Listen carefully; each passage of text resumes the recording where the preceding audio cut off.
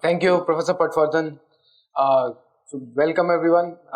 Glad to see such a strong representation from industry, people in the industry here. I will mostly be talking about, my work is mostly in image processing, AI and ML, right?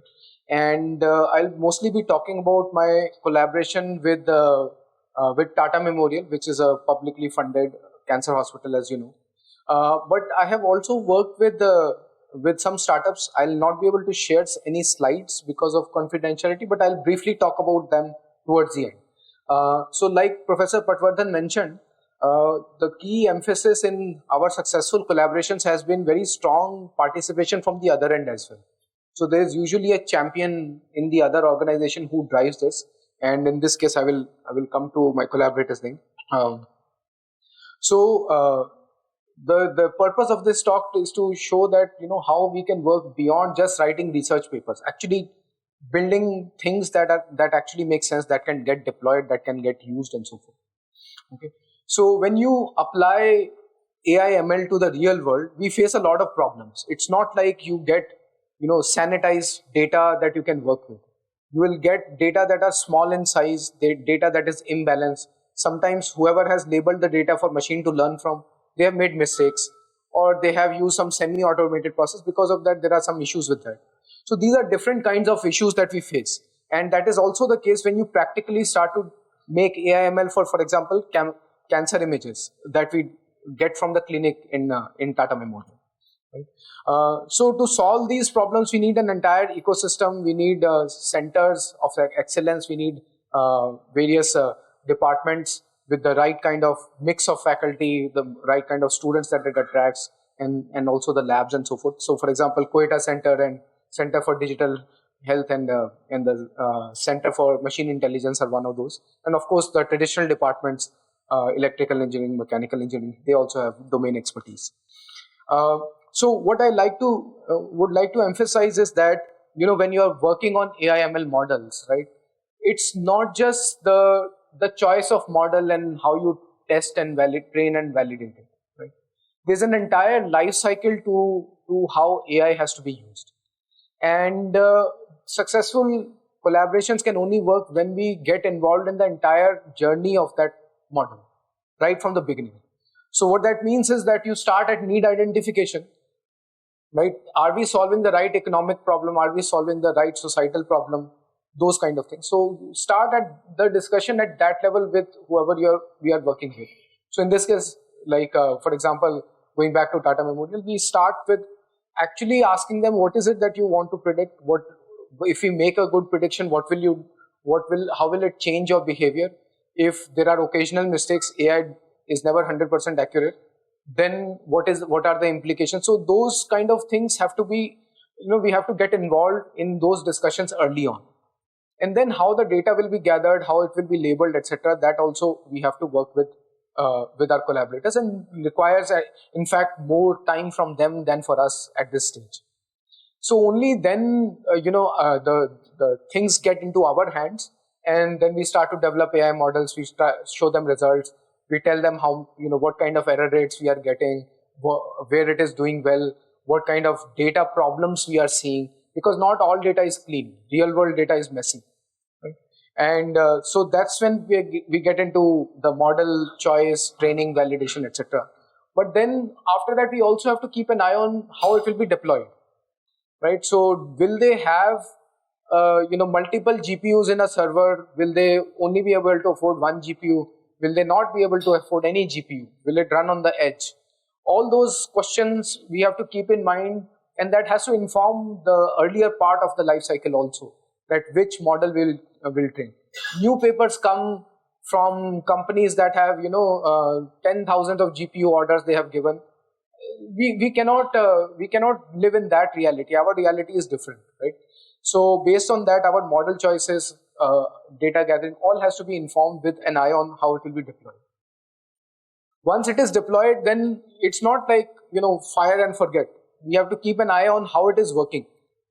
Is the situation changing? Is the data changing in some way? And because of that, do we need to go back to the drawing board?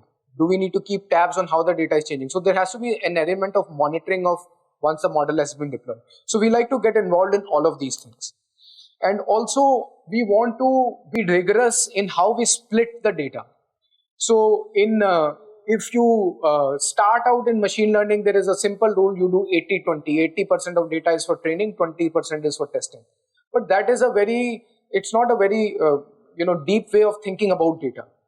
So what happens, for example, in medical practice is that you may get MRI scans from multiple patients and you want to train AI/ML on that.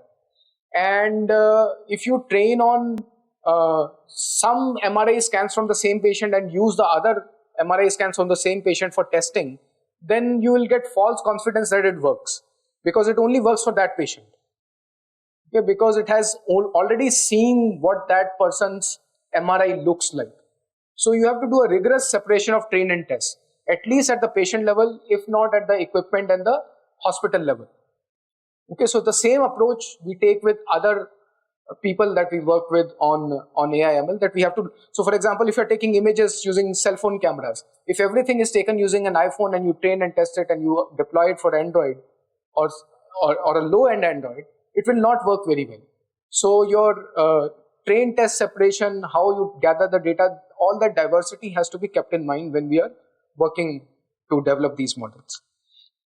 This is just a slide to show that where we get involved, early data that comes in for in medical practice, then the late data, and then what is it that we are trying to predict. So I'll skip that.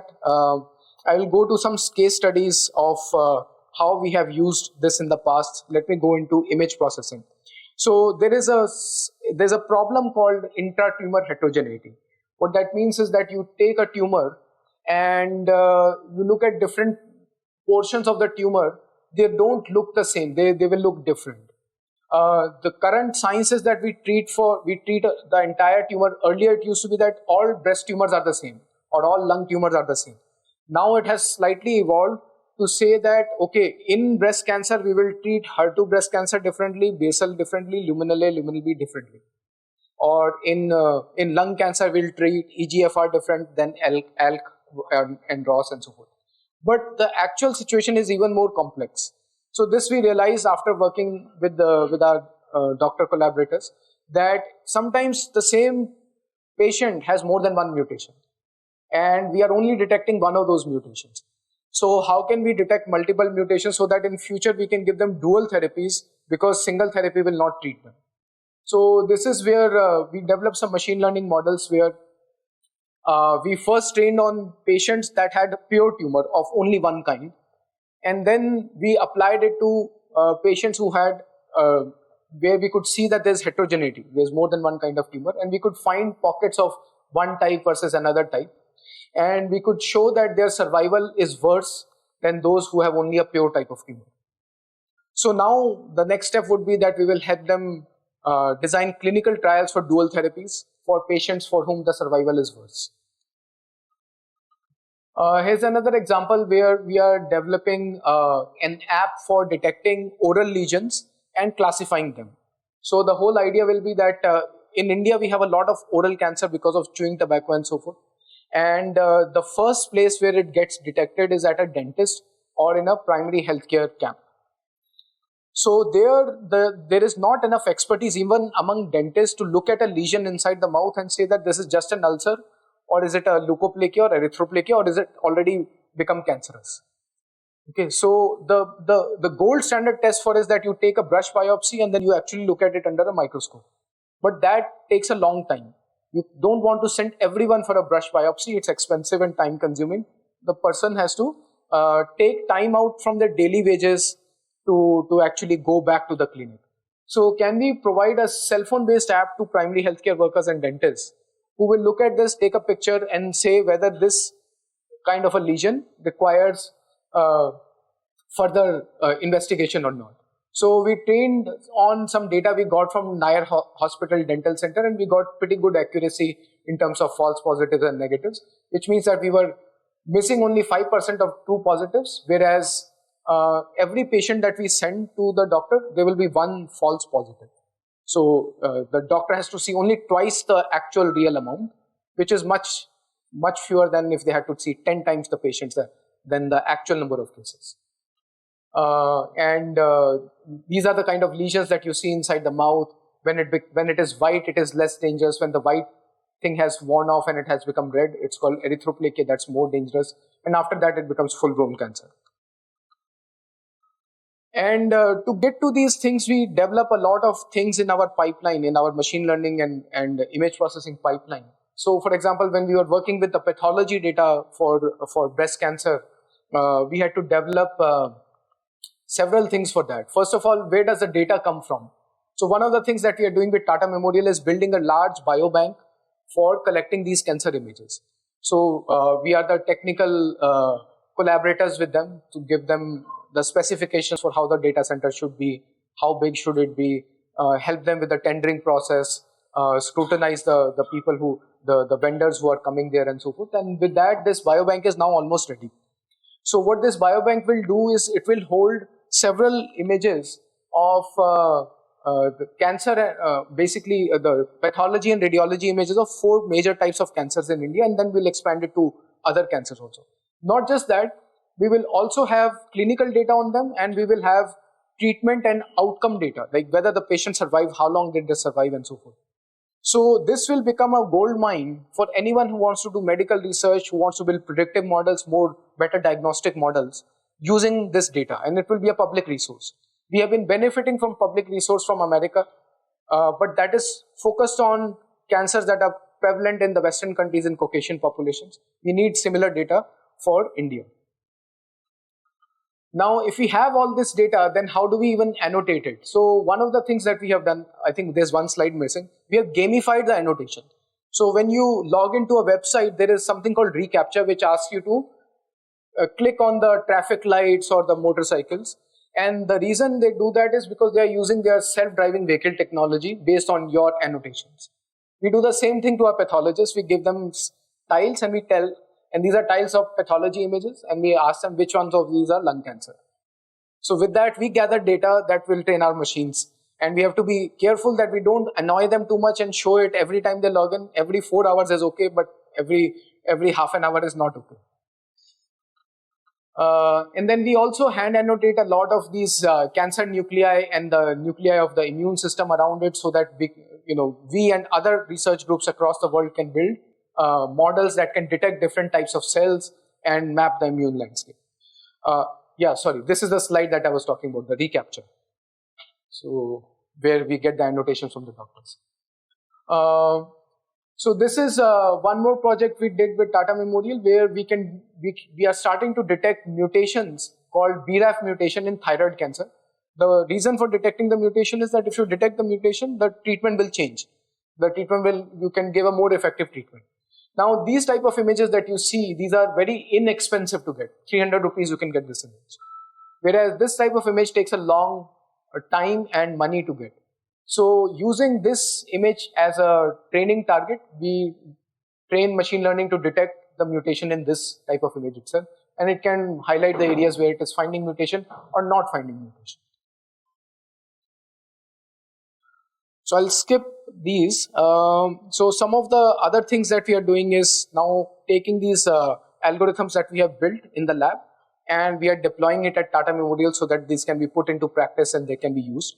Other than the work with Tata Memorial, couple of things that I couldn't show slides, but I'll mention is that we also work with various companies, for example, in product defect detection, which is a similar type of thing such as cancer detection, right? So you have to mark the defects, prepare the training data, and then you train AI/ML models to detect them. Again, we face the same kind of problems, that the data may not be very large. The models that make the news are trained on very large data sets, but they are general data sets. For specific data sets, usually you have a few hundred to a few thousand images. So we develop techniques that can work with less data. We also work with companies that have very niche AI/ML model needs. So for example, companies that are making graphs of various things. So they have graph type data, and then we have to do work on them. So for all these collaborations that have been successful, there has been a strong involvement from the client side as well. Usually there is a champion for the project who is in touch with you, multiple times a week, saying that, okay, this is what we have collected.